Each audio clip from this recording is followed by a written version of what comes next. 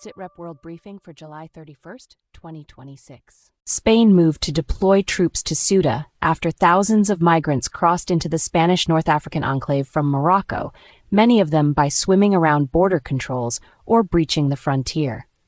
Local authorities in Ceuta sought national emergency support as security forces tried to restore order, while Madrid said soldiers would help ensure security after the sudden surge.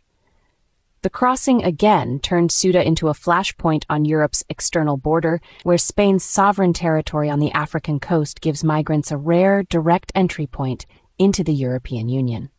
The rush to reach Ceuta carried a heavy human toll.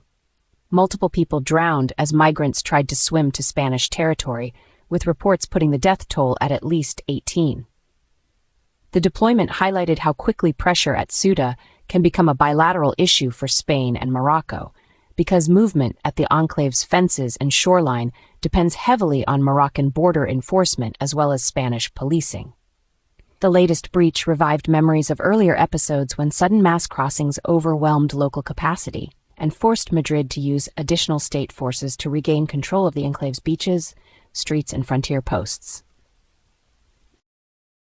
Hamas said it had agreed to a Trump-backed deal that would lead to the disarmament of armed groups in the Gaza Strip in exchange for a gradual withdrawal of Israeli troops.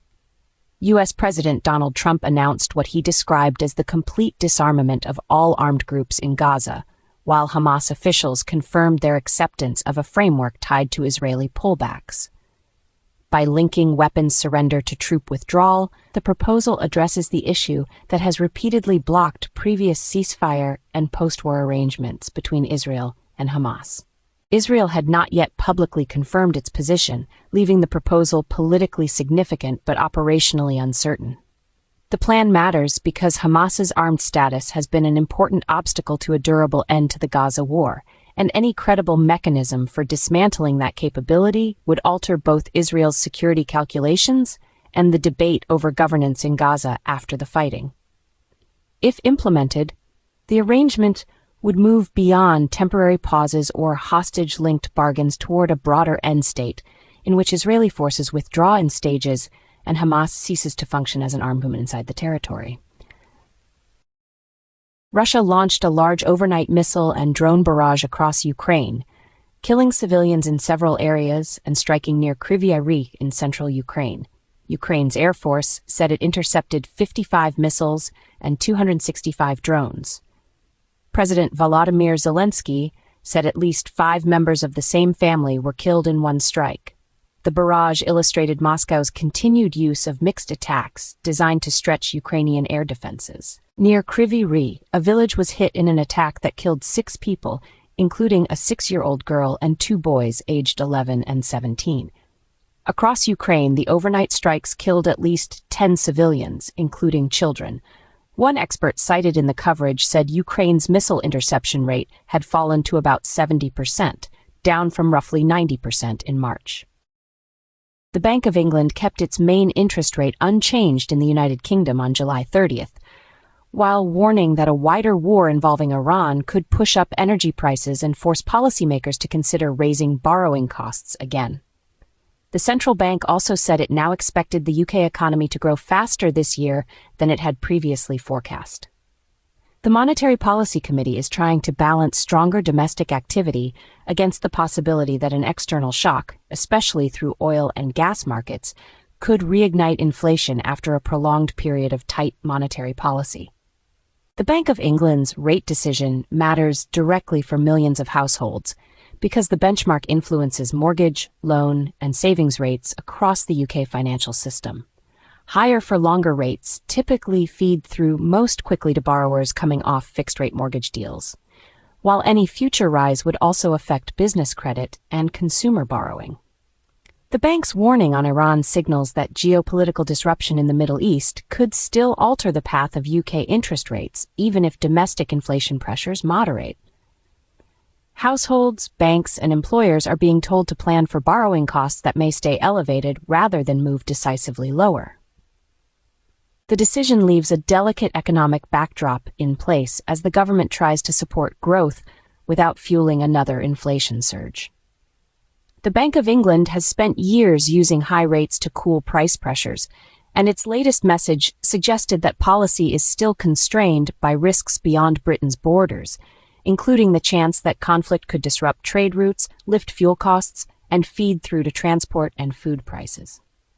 By holding rates steady rather than cutting them, and by explicitly keeping open the option of an increase if the Iran war worsens, the bank indicated that monetary policy in London remains tied not only to wages and domestic demand, but also to fast-moving geopolitical shocks.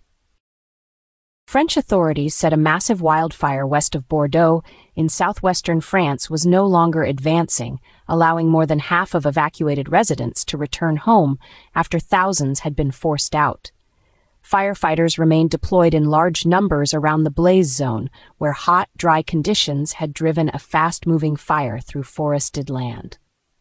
The Bordeaux area matters because it sits near densely populated communities as well as extensive pine forests in Gironde, making large summer fires both a public safety threat and a major test for France's civil protection system. The shift from emergency evacuation to partial return did not end the operation, and French firefighters continued to guard against flare-ups around Bordeaux, as officials warned that a fire that stops advancing can still reignite under wind and heat.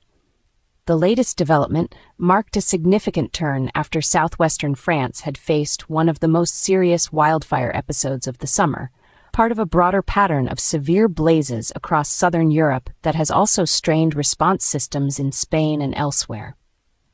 In practical terms, the return of some residents signaled that road access, local security, and immediate smoke or flame risks had improved, even as crews kept working to secure fire lines and prevent the blaze from spreading again into nearby communities and woodland. British authorities said drought conditions were likely to worsen before improving, as very little rain was forecast and water restrictions remained in force across large parts of the United Kingdom. In Wales, officials declared drought across the whole nation as conditions deteriorated, while hosepipe bans, already affecting more than 20 million households, remained in place in several regions. The combination of formal drought status and continued consumer restrictions indicates that the problem had moved beyond a short dry spell into a national water management challenge, with governments, regulators, and water companies trying to protect reservoirs, rivers, and groundwater supplies during one of the most parched periods of the summer. The declaration in Wales was notable because officials said the country was on course for its driest July in almost 190 years, a benchmark that highlights how unusual the lack of rainfall has become. Hosepipe bans, which typically restrict activities such as garden watering and car washing, are one of the first visible signs that utilities are trying to curb demand before supplies come under greater pressure. Across the United Kingdom, authorities now face a balancing act, keeping households informed, preserving water for essential use, and limiting damage to agriculture, ecosystems, and river flows if the dry pattern persists into August. Sources and the full written briefing are available at sitrepbrief.com.